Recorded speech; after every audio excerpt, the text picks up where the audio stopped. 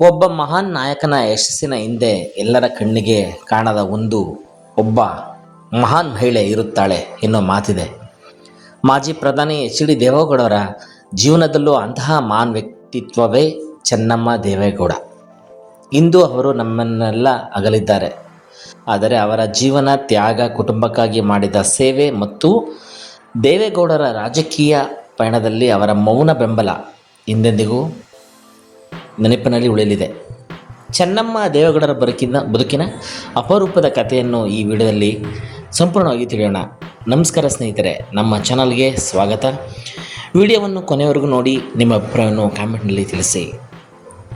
ದೇಶದ ಮಾಜಿ ಪ್ರಧಾನಿ ಎಚ್.ಡಿ. ದೇವೇಗೌಡರ ಪತ್ನಿ ಚೆನ್ನಮ್ಮ ದೇವೇಗೌಡ ಅವರ ನಿಧನ ಕರ್ನಾಟಕದ ರಾಜಕೀಯ ಹಾಗೂ ಸಾಮಾಜಿಕ ವಲಯದಲ್ಲಿ ದುಃಖದ ವಾತಾವರಣವನ್ನು ಸೃಷ್ಟಿಸಿದೆ.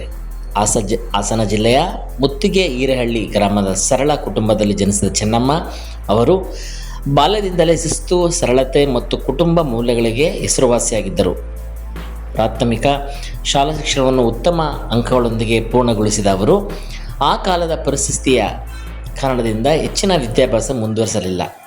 1954 ಮೇ 25ರಂದು ಕೇವಲ 17 ವರ್ಷದ ವಯಸ್ಸಿನಲ್ಲಿ 21 ವರ್ಷದ ಎಚ್.ಡಿ. ದೇವೇಗೌಡ ಅವರೊಂದಿಗೆ ವಿವಾಹವಾದರು. ಆ ದಿನದಿಂದ ಆರಂಭವಾದ ದಾಂಪತ್ಯ ಜೀವನ 7 ದಶಕಗಳಿಗೂ ಹೆಚ್ಚು ಕಾಲ ಪರಸ್ಪರ ವಿಶ್ವಾಸ, ಪ್ರೀತಿ ಮತ್ತು ಸಹಕಾರದ ಸಂಕೇತವಾಗಿ ಉಳಿಯಿತು. ದೇವೇಗೌಡರು ರಾಜಕೀಯದಲ್ಲಿ ಹಂತವಾಗಿ ಬೆಳೆಯುತ್ತಿದ್ದಾಗ ಮನೆಯ ಎಲ್ಲ ಜವಾಬ್ದಾರಿಗಳನ್ನು ಚೆನ್ನಮ್ಮ ಅವರು ಸಮರ್ಥವಾಗಿ ನಿಭಾಯಿಸಿದರು.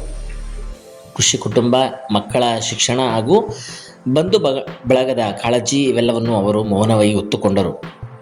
ಕುಟುಂಬದ ಬಲಿಷ್ಠ ಆಧಾರ ಸ್ತಂಭವಾಗಿದ್ದ ಅವರು ಯಾವುದೇ ಪ್ರಚಾರದ ಆಸೆ ಇಲ್ಲದೆ ಸರಳ ಜೀವನವನ್ನು ನಡೆಸಿದರು. ಸಾರ್ವಜನಿಕ ಕಾರ್ಯಕ್ರಮಗಳಲ್ಲಿಯೂ ಅವರು ಅತ್ಯಂತ ಕಡಿಮೆ ಕಾಣಿಸಿಕೊಂಡರೂ ದೇವೇಗೌಡರ ಪ್ರತಿಯೊಂದು ಮಹತ್ವದ ಕ್ಷಣದಲ್ಲೂ ಅವರ ಬೆಂಬಲ ಸದಾ ಇತ್ತು. ದೇವೇಗೌಡರು ರಾಜ್ಯದ ಮುಖ್ಯಮಂತ್ರಿ ಆದಾಗಲೂ, ನಂತರ ದೇಶದ ಪ್ರಧಾನಮಂತ್ರಿಯಾಗಿ ಅಧಿಕಾರ ಸ್ವೀಕರಿಸಿದಾಗಲೂ ಚೆನ್ನಮ್ಮ ಅವರು ಇಂದಿನಂತೆ ಸರಳತೆ ಮತ್ತು ವಿನಯವನ್ನು ಉಳಿಸಿಕೊಂಡಿದ್ದರು. ಅಧಿಕಾರಕ್ಕಿಂತ ಮನುಷ್ಯತ್ವವೇ ದೊಡ್ಡದು ಎಂಬುದನ್ನು ತಮ್ಮ ಬದುಕಿನ ಮೂಲಕ ತೋರಿಸಿದರು. ಕುಟುಂಬದ ಪ್ರತಿಯೊಬ್ಬ ಸದಸ್ಯರ ಮೇಲೂ ಅಪಾರ ಪ್ರೀತಿ ಹೊಂದಿದ್ದ ಅವರು ಮಕ್ಕಳಿಗೆ ಉತ್ತಮ ಸಂಸ್ಕಾರ ಮತ್ತು ಕುಟುಂಬದ ಮೌಲ್ಯಗಳನ್ನು ನೀಡುವಲ್ಲಿ ಪ್ರಮುಖ ಪಾತ್ರ ವಹಿಸಿದರು.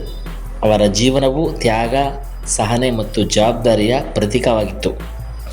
ಇತ್ತೀಚಿನ ದಿನಗಳಲ್ಲಿ ಅನಾರೋಗ್ಯದ ಹಿನ್ನೆಲೆಯಲ್ಲಿ ಚಿಕಿತ್ಸೆ ಪಡೆಯುತ್ತಿದ್ದ ಚೆನ್ನಮ್ಮ ದೇವೇಗೌಡ ಅವರು ಇಂದು ನಿಧನರಾದರು. ಅವರ ಅಗಲಿಕೆ ದೇವೇಗೌಡರ ಕುಟುಂಬಕ್ಕೆ ಮಾತ್ರವಲ್ಲ, ಅವರನ್ನು ಗೌರವಿಸುತ್ತಿದ್ದ ಸಾವಿರಾರು ಜನರಿಗೆ ದೊಡ್ಡ ನೋವುಂಟು ಮಾಡಿದೆ. ಅವರ ಜೀವನ ನಮಗೆ ಒಂದು ಮಹತ್ವದ ಸಂದೇಶವನ್ನು ನೀಡುತ್ತದೆ. ಯಶಸ್ಸು ಕಾಣುವ ವ್ಯಕ್ತಿಯ ಹಿಂದೆ ಮೌನವಾಗಿ ನಿಂತಿರುವ ಕುಟುಂಬದ ಬೆಂಬಲವೂ ಅಷ್ಟೇ ಮುಖ್ಯ. ಚೆನ್ನಮ್ಮ ದೇವೇಗೌಡರಂತಹ ವ್ಯಕ್ತಿತ್ವಗಳು ಸಮಾಜಕ್ಕೆ ಸದಾ ಪ್ರೇರಣೆಯಾಗಿರುತ್ತಾರೆ. ಅವರ ಆತ್ಮಕ್ಕೆ ಶಾಂತಿ ಸಿಗಲಿ ಎಂದು ಪ್ರಾರ್ಥಿಸೋಣ. ಅವರ ಸೇವೆ, ಸರಳತೆ ಮತ್ತು ತ್ಯಾಗ ಸದಾ ನೆನಪಿನಲ್ಲಿ ಉಳಿಯಲಿದೆ. ಈ ಮಾಹಿತಿಯ ಬಗ್ಗೆ ನಿಮ್ಮ ಅಭಿಪ್ರಾಯವನ್ನು ಕಾಮೆಂಟ್ನಲ್ಲಿ ತಿಳಿಸಿ. ವಿಡಿಯೋ ಇಷ್ಟವಾದರೆ ಲೈಕ್ ಮಾಡಿ, ನಿಮ್ಮ ಸ್ನೇಹಿತರೊಂದಿಗೆ ಹಂಚಿಕೊಳ್ಳಿ ಹಾಗೂ ಇಂತಹ ಸುದ್ದಿಗಳಿಗಾಗಿ ನಮ್ಮ ಚಾನಲನ್ನು ಸಬ್ಸ್ಕ್ರೈಬ್ ಮಾಡಿ. ಧನ್ಯವಾದಗಳು.